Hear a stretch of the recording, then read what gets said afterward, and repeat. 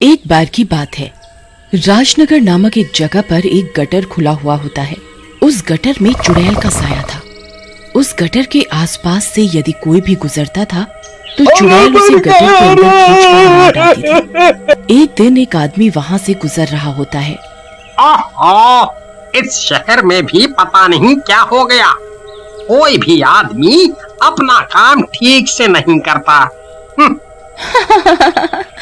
कहाँ जा रहे हो? हमसे तो मिल लो।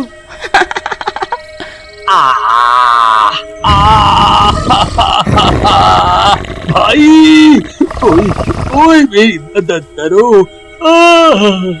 ऐसे कहकर चुड़ैल उस आदमी को गटर के अंदर खींचकर मार डालती है। वही राजन नाम का आदमी, जो कि एक सिविल इंजीनियर होता है, अपनी बीवी रमा और बच्चों श्याम और मोहन के साथ रहने आता है। वो दिन में इसी गटर के पास से गुजरता है। ओहो, ये मेरे डिपार्टमेंट के लोग कितने लापरवाह हैं। आज ही से बंद करवाता हूँ। फिर राजन वहाँ कुछ लोगों को बुलाकर उस गटर को बंद करवा देता है। लेकिन कुछ दिन बाद राजन को रोज सोते समय रात को भयानक आवाजें आती हैं, जैसे कोई कह रहा हो कि वो सबको मार डालेगी। लेकिन हैरानी की बात यह कि ये आवाजें सिर्फ राजन को ही सुनाई देती थी। एक रात जब राजन सो रहा होता है, रमा, देखो देखो, वही आवाजें फिर से आ रही हैं। ओहो, कहाँ है आवाजें? तुम थक जाते हो पूरे दिन। शहर में तो गटर डलवाते रहते हो सकता है कोई बुरी कहानी सुन ली होगी तुमने। चलो सो जाओ। फिर एकदम से आवाजें आनी बंद हो जाती हैं और राजन भी सो जाता है। अगली सुबह जब राजन तैयार होकर ऑफिस के लिए अपनी गाड़ी से जा रहा होता है, तभी एक औरत उससे लिफ्ट मांगती है। राजन गाड़ी रोक देता है और औरत गाड़ी के अंदर आकर बैठ जाती है। मैडम, आप इतनी सुनसान रोड पर अकेले कहाँ जा रही हो? लेकिन औरत कोई जवाब नहीं देती। तभी रोड पर एक कुत्ता गाड़ी के सामने आ जाता है और जोर जोर से भौंकने लगता है।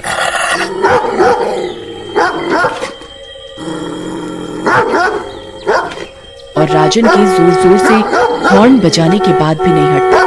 ओहो, ये कुत्ते भी ना बहुत हो गए हैं। आज ही कंप्लेंट करके इनको हटवाता हूँ रोड से। एक मिनट मैडम, आप बैठिए, मैं इसको हटाता हूँ। कुत्ते को हटाने के लिए राजन जैसे ही गाड़ी से उतरता है, कार के अंदर बैठी औरत गायब हो जाती है और कुत्ते भी भौंकना बंद कर देते हैं। राजन वापस गाड़ी में बैठता है। अरे, ये औरत कहाँ गई? अभी तो यहीं थी। लगता है डर गई होगी बेचारी। चलो खैर, ऑफिस चलूं। राजन वहां से चला जाता है, लेकिन उसकी गाड़ी के जाते ही वो औरत वहां वापस आ जाती है और राजन की गाड़ी को दूर से देखती है। रात को राजन वापस घर आता है और रमा को सारी बात बताता है, जिसे सुनकर रमा हंसने लगती है। तुम भी ना बहुत डरपोक हो गए हो। अरे कोई चुड़ैल थोड़ी है वो। कोई बात नहीं, सो जाओ। राजन सो जाता है। उधर आधी रात में उसे फिर से डरावनी आवाजें सुनाई देने लगती हैं, जिसे सुनकर राजन जग जाता है। उसे सामने फिर से वही औरत खड़ी दिखाई देती है, जो उसे ही देखी जा रही होती है। अरे मर गए रे। राजन रमा को उठाने की कोशिश करता है, लेकिन उसके मुंह से आवाज नहीं निकलती और ना ही उसके हाथ हिल पाते हैं। तभी वो औरत चलने लगती है और राजन भी उसके पीछे पीछे सम्मोहित सा होकर चलने लगता है। छत पर पहुंचाने के बाद राजन की एकदम से आवाज निकलती है। कौन हो तुम? और मेरा इतने दिनों से पीछा क्यों कर रही हो? तभी औरत एकदम से चुड़ैल बन जाती है और उसके ऊपर गटर का काला काला मलबा भी लगा होता है। मेरा नाम सीमा है, मैं तुम्हारी जान लेने आई हूँ। तुम और तुम्हारे जैसे सारे इंजीनियर जिन्होंने इस शहर में गटर डलवाए हैं। जी, मैं तो अभी अभी इस शहर में आया हूँ। भला मैं आपकी जान कैसे ले सकता हूँ? आप पूरी बात बताइए, शायद मैं आपकी मदद कर सकूं। मेरी मदद? मेरी मदद तो तेरे मरने के बाद ही हो पाएगी। लेकिन तू सुनना चाहता है तो मैं तेरे मरने से पहले तुझे वजह जरूर बता। मेरा नाम सीमा है। मेरे पति की कई साल पहले ही मौत हो गई थी। एक दिन काफी बारिश हो रही थी। मैं अपने दोनों बच्चों के साथ जा रही थी। चारों तरफ काफी पानी भर गया था। सड़क पर पानी के सिवाय कुछ नहीं दिख रहा था। तभी तुम्हारे जैसे इंजीनियर की लापरवाही के कारण एक गटर का ढक्कन खुला रह गया और मैं उस खुले गटर में गिर गई और मेरी मौत हो गई। तब से मैं यहीं भटक रही हूँ और तुम्हारे जैसे लापरवाहों को मार रही हूँ। क्या तुम्हारे बच्चों के नाम टिंकू और पिंकू हैं? हाँ हाँ, लेकिन तुम्हें कैसे पता? वो तो मेरे अनाथालय में रहते हैं। कुछ दिन पहले कोई उन्हें वहां छोड़ गया था, लेकिन तुमने जो भी बताया वो बहुत बुरा था। मैं भी इस शहर में इसी गटर घोटाले का पता लगाने आया था और इस शहर की पानी की निकासी की समस्या को ठीक करना चाहता था।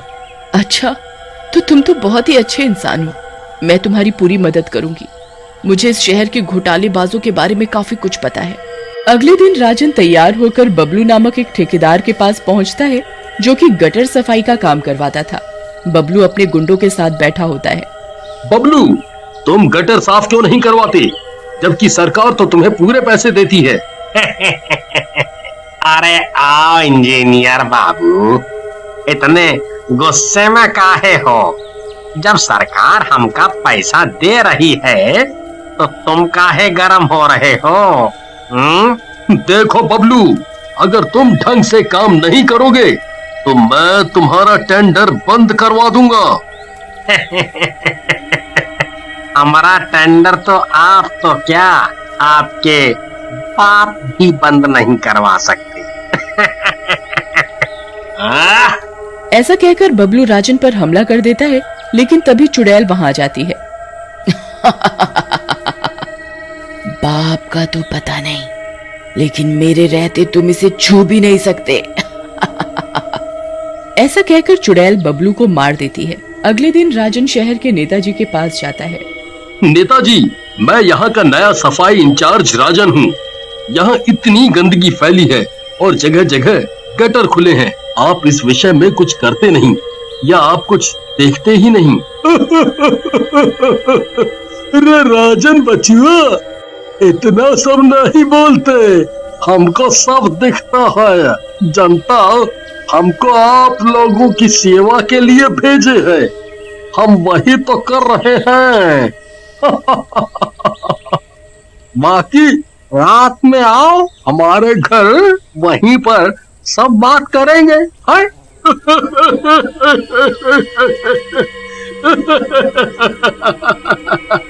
राजन वहां से चला जाता है और रात में नेताजी के घर पहुंचता है। सफाई महोदय, आप कुछ कहते रहे दिन में। देखो भैया, यहाँ रहना है तो रहो, नहीं तो दुनिया में नहीं रहोगे। आप अपन मुंह बंद रखिए और जो हो रहा है होने दीजिए। आपको पता है आपकी वजह से कितने लोग मर रहे हैं और उनके घर वाले कितने परेशान हो रहे हैं। मेरे रहते मैं आपको कुछ भी नहीं करने दूंगा। अब तो हमरा एक बात नहीं काट सकते और कोई भी परेशान हो उससे हमें क्या, हमको तो हमारा हिस्सा चाहिए, समझे? अब यहाँ से निकल लो और हमें गुस्सा मत दिलाओ। तभी वहाँ चुड़ैल आ जाती है। अरे मर गया रे, ये नास मिट्टी चुड़ैल कहाँ से आ गई?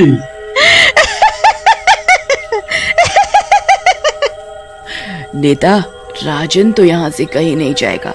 हाँ, तू इस दुनिया से जरूर चला जाएगा।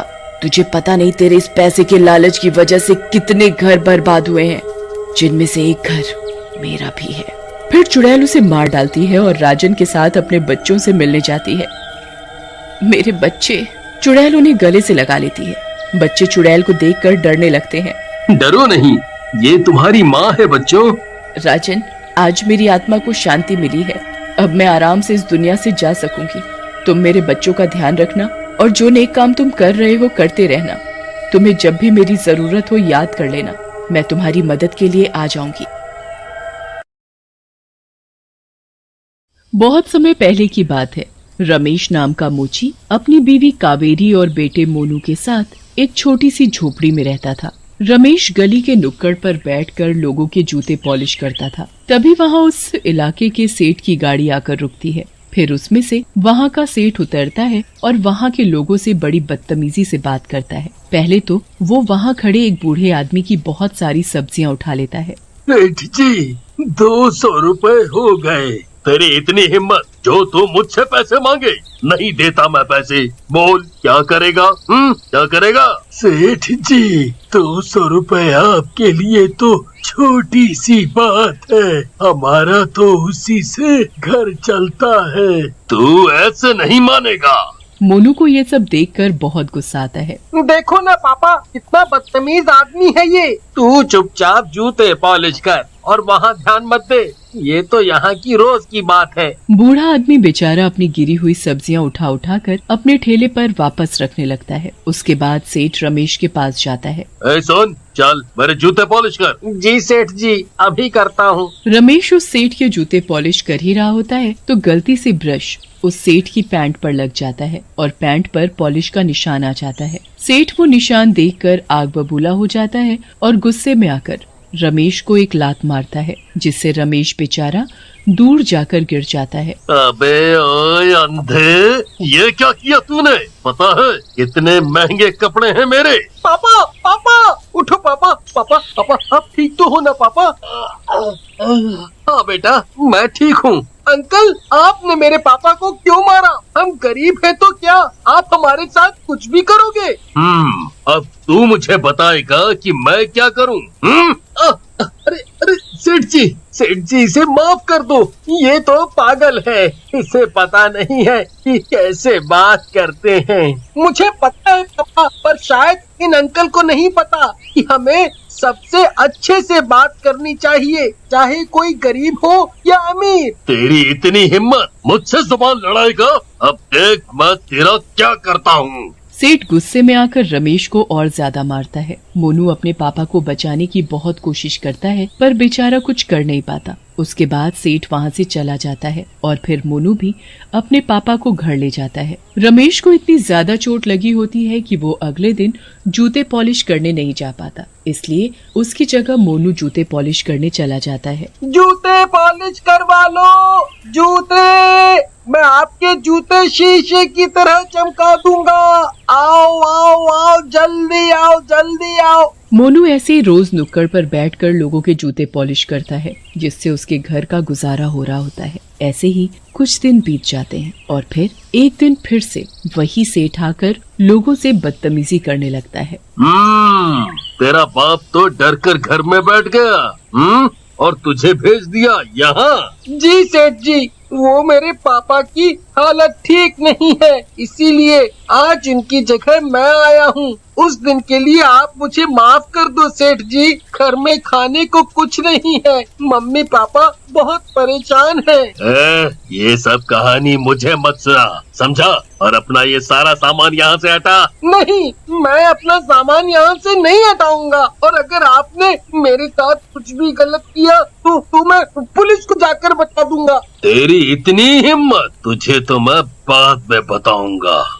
सेठ उस वक्त तो वहाँ से चला जाता है, पर रात को जब मोनू घर वापस आ रहा होता है तो वो सेठ चुपके से उसका पीछा करता है। आज तो मैं इसके हाथ पैर ही तोड़ दूंगा, फिर देखूंगा कल से कैसे जूते पॉलिश करने आएगा। सेठ अपनी गाड़ी को तेजी से मोनू की तरफ लेकर जाता है और उसे एक टक्कर मारता है। मोनू का सर सीधा एक पत्थर में जाकर लगता है। मोनू खून में लथपथ सड़क पर पड़ा रहता है और सेठ वहाँ से भाग जाता है। कुछ देर बाद एक आदमी वहाँ से गुजरता है तो वो मोनू को वहाँ मरा पड़ा देखता है। वो जल्दी से मोनू के माँ बाप को जाकर ये बात बताता है। मोनू के माँ बाप को जैसे ये बात पता चलती है, वो दौड़ते हुए वहाँ आते हैं और मोनू को मरा देख बहुत रोते हैं। उनका रो रो कर बुरा हाल होता है। कुछ दिन बीत जाते हैं और फिर एक रात सेठ एक सुनसान जगह से गुजर रहा होता है। तभी अचानक उसकी गाड़ी रुक जाती है। ये क्या हो गया? अचानक मेरी गाड़ी कैसे रुक गई? ये तो बिल्कुल ठीक थी। सेठ गाड़ी से उतरकर चेक करने लगता है कि गाड़ी में कुछ खराबी तो नहीं हो गई,